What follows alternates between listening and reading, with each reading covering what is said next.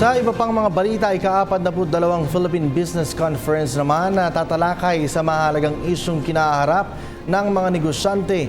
Inaasahang dadaluhan ni Pangulong Rodrigo Duterte. Ang detalye, alamin natin mula sa aming kasamang si George Bandola via phone patch.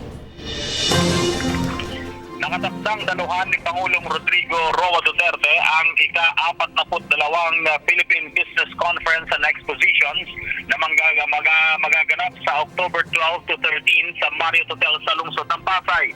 Ayon sa nangunguna ng PBC, ang Philippine Chamber of Commerce and Industries, nakatakdang pag-usapan sa ika-42 PBC na ito ang ilan sa mga mahalagang programa na nais na i-implementa ng mga negosyante para naman sa nakatakda idulog sa pamahalaan. Kabilang na dito ang pagpapaigipan ng daloy ng transportasyon, pagpapalawak ng mga infrastructure o pagpapalawak ng mga programang pang-infrastruktura, ang pagbabawas sa mga burokrasya at higit sa lahat ang paglaban sa korupsyon.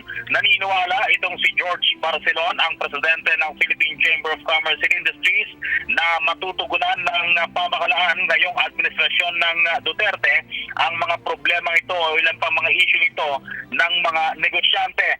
Kabilang din sa magiging panauhin sa unang araw ng 42nd PBC si Vice President Leni Robredo at sa ikalawang araw nga sa pagtatapos ng PBC na ito ang Pangulong Rodrigo Duterte. Para sa PTV News, George Bandola. Maraming salamat sa iyo, George. Ako po si Cathy San Gabriel. Subscribe na sa PTV YouTube channel. I-click lang po ang subscribe button.